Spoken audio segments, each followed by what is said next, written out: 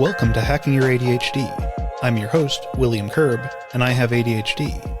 On this podcast, I dig into the tools, tactics, and best practices to help you work with your ADHD brain. Hey team! Over the last few weeks, it has been increasingly difficult for me to keep myself focused on what I want to be focused on. I don't think I have to particularly speak to the reasons why.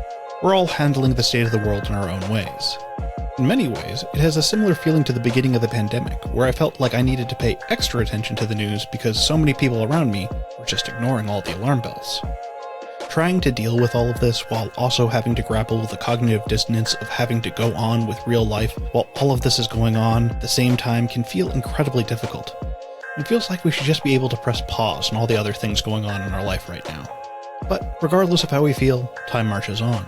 In today's episode, we're tackling how to navigate life when focus feels impossible, why we turn to numbing when we're overwhelmed, and most importantly, how we can break out of that cycle in ways that might actually support us. If you'd like to follow along on the show notes page, you can find that at hackingYourADHD.com/212. Are you looking for a little push to help you manage your ADHD? Well, one of the best places to get that nudge can come from coaching. And today's sponsor, Shimmer, might just be the right one for you. You may recall my recent conversation with Shimmer's co-founder, Chris, in episode 207. We talked about the importance of community, setting process-oriented goals, and living true to your values. Shimmer coaching is designed by experts in ADHD who are not only academically qualified, but also have personal experience with ADHD. Through their personalized one-on-one coaching, your program is tailored to help you in ways that you need it the most. If you're ready to start making some real change in your life, visit shimmer.care and use the promo code HackingYourADHD for a 30% discount on your first month. That link again is shimmer.care with promo code HackingYourADHD. Alright, keep on listening to find out how to keep going when life feels impossible.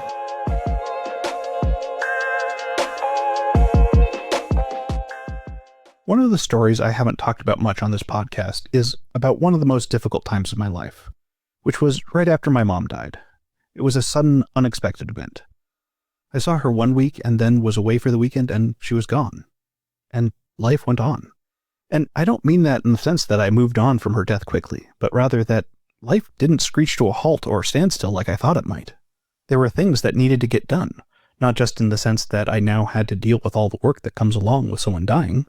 Things like informing the rest of the family, preparing the funeral, and clearing out her house. But also my kids still had to get to school. They also needed to eat. I needed to eat too. And then, of course, laundry, dishes, showers, checking email, taking out the trash, and everything else that goes along with living your life. I mean, even after the day she died, my daughter had parent-teacher conferences. I didn't have to go, but I didn't want to stay home alone either, so I went along, and it was incredibly surreal how the world just didn't stop in place for my tragedy. Now, this occurred before I started the podcast, so I can't imagine how I would have handled trying to keep going with it at the same time. And, of course, no one would have blamed me for taking time off. And just as a side note here, working my way through my mom's death was a big factor in getting this podcast launched, with the first episode coinciding with the anniversary of her passing. She was a big believer in serendipity, so it felt fairly appropriate. But, as I said, no one would have blamed me for taking time off. It would have been expected even. But now, with everything that's going on in the world, we're just expected to keep going.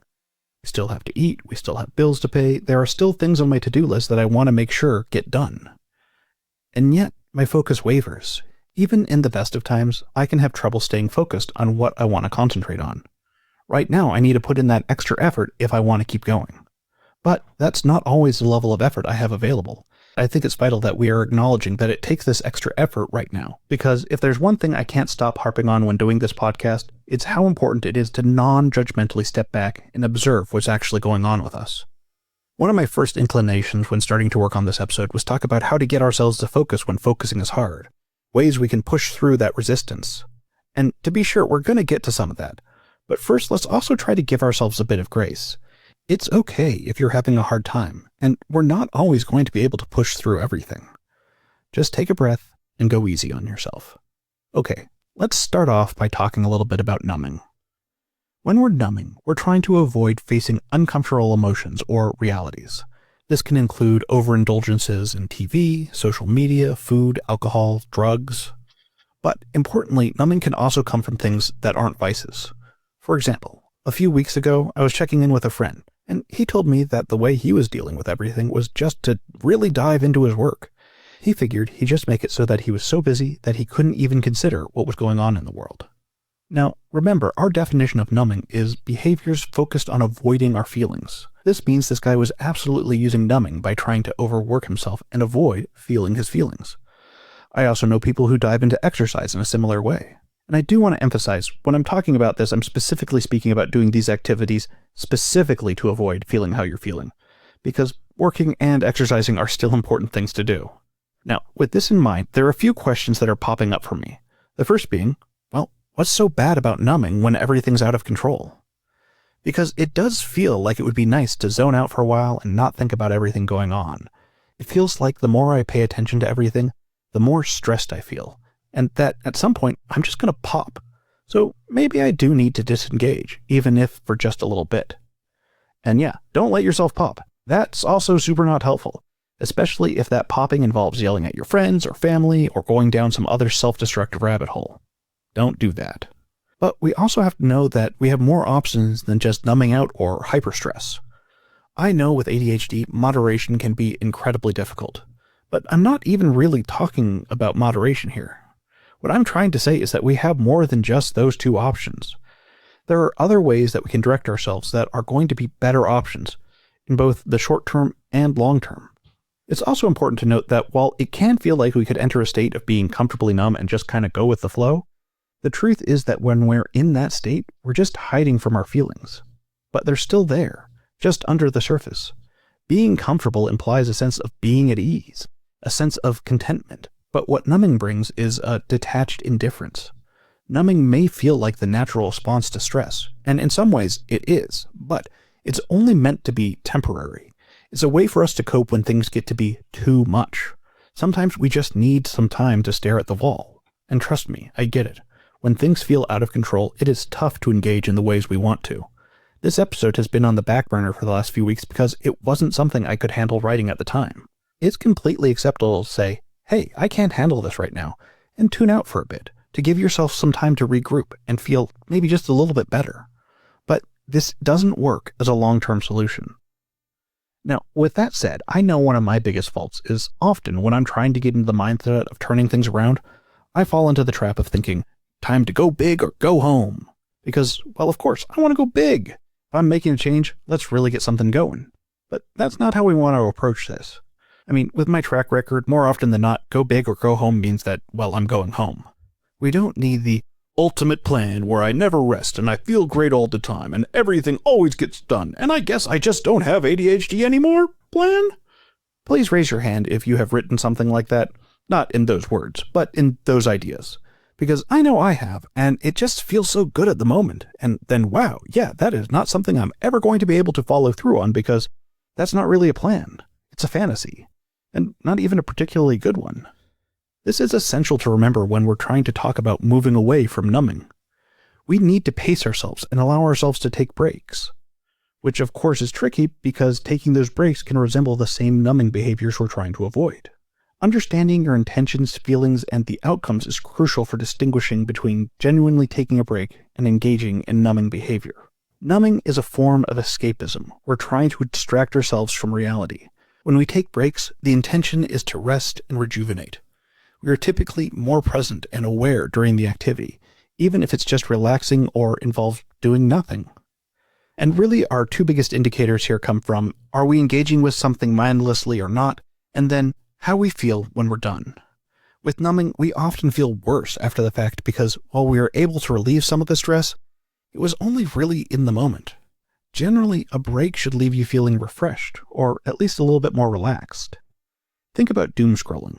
This is not an activity I typically intend to partake in, and yet I find myself looking at post after post, looking for, I don't even know. And when I'm finally able to break myself free, I usually couldn't tell you much about what I read, but I do know I generally feel worse. I'm doing it because I want to stay informed, but I also know that with how my brain is currently operating, trying to stay focused on longer form content isn't working particularly well. Now, as a quick aside here, one of the things that I found that can be particularly helpful when trying to go and read through those longer form articles is to use a text-to-speech app like Speechify to read them for me.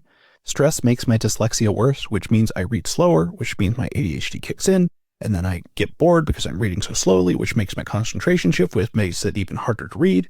Yeah, it's a bad time. But when I have something that's doing the reading for me, much better. With numbing activities, it can be funny, but not funny, where I'm coming out of them and I feel like I need to take a break.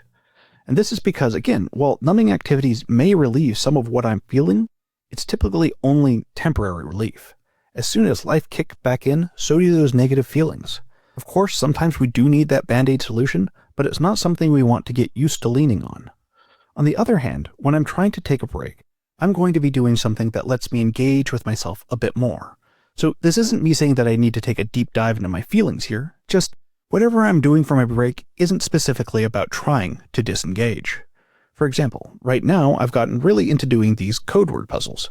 They are kind of like a reverse crossword puzzle. Instead of clues, each letter in the alphabet is represented by a number. The goal is to figure out which numbers correspond to which letters, using a few given letters as hints to fill in the grid. So when I'm doing a code word puzzle, I'm clearly not trying to engage with my feelings. I'm just trying to figure out how to make some words appear when my only clue letters are D, X, and Q. But just as importantly here, doing these puzzles isn't something I can use to disengage with my feelings. I'm not just sinking into my puzzles to avoid the world. Now, this isn't to say that someone couldn't use doing puzzles to completely disengage. In fact, I'm sure there are people who do just that. But let's go back to our differentiation between numbing and breaks. How do we feel afterward? Typically, after a puzzle or two, I feel mentally ready to move on. I don't feel trapped in what I'm doing. And that's just what we're looking for. How do I feel afterward? Do I feel good? Do I feel bad? Do I feel ready to do something else? And this idea of checking in on how you feel is a great practice to bring into your everyday. It's incredibly easy for us to just ignore what we're feeling as we get swept up in our day. Often, when I'm acknowledging how I'm feeling, it's because something went wrong. Maybe it's that I finally noticed that I really need to pee because now my bladder hurts. Or I'm so hungry that I'm feeling lightheaded. Maybe I've been sitting in a chair funny and I only just now noticed that my leg is completely asleep and my back hurts. And this also applies to our emotional states. If I just scrolled through some headlines, I'm probably feeling a plethora of emotions.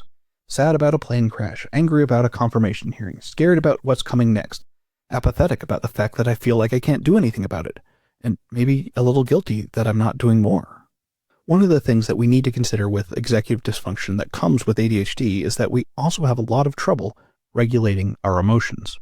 And our emotions are a big part of how we're able to regulate the rest of our lives. This is one of the reasons that numbing ourselves can feel like our best option. It's a lot easier to regulate myself if I'm not feeling anything. And of course, sometimes that's absolutely what we're going to need to help us cope with whatever we're dealing with. But we also can't spend all day, every day, numbing ourselves out to everything. That means we need to work on identifying how we're feeling and then moving forward from there.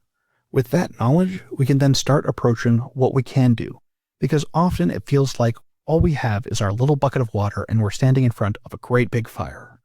So my final advice in this episode is to work on finding community in any way you can. Because yes, all we have is our single bucket, but you don't have to go it alone. With a community behind us and shoulder to shoulder, every one of our buckets suddenly starts to make a difference. Despair tells us that there's nothing we can do, but there's always something you can do. You can always resist. This resistance has become my strongest motivator recently. I'm not going to give in to despair because that's what they want. I'm going to keep making things. I'm going to keep working out harder. I'm going to write more. I'm going to become the best version of myself because by doing so, I'm resisting, and that's always worth doing.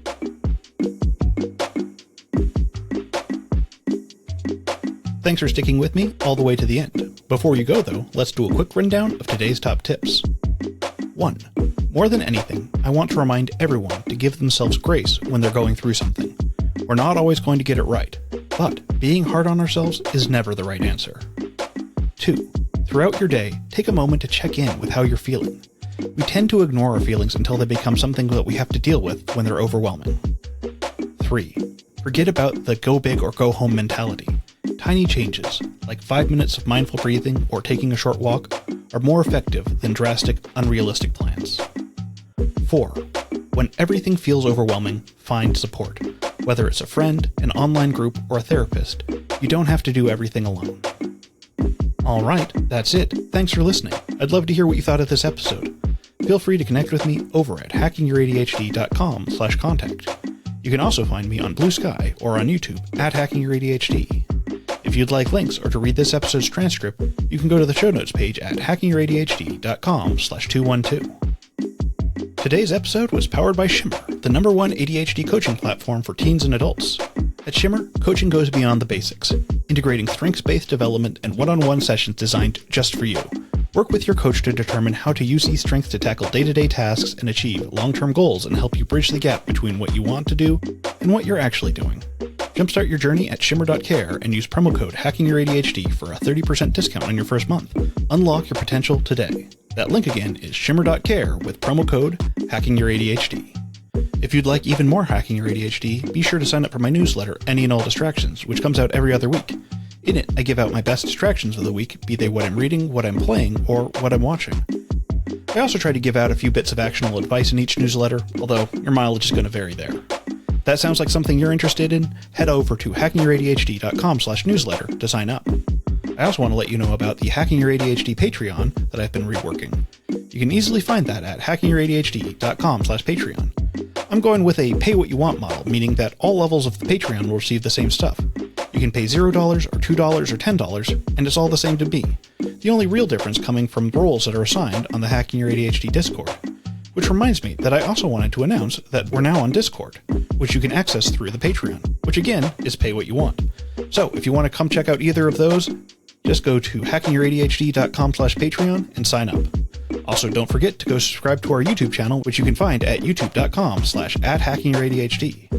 And if you still want other ways to support the show, the best way you can do so is to tell someone about the show, especially if you think a particular episode would resonate with them. Just click the share button on your podcast player. And now for your moment of dad. What do you call a beehive without an exit? Unbelievable.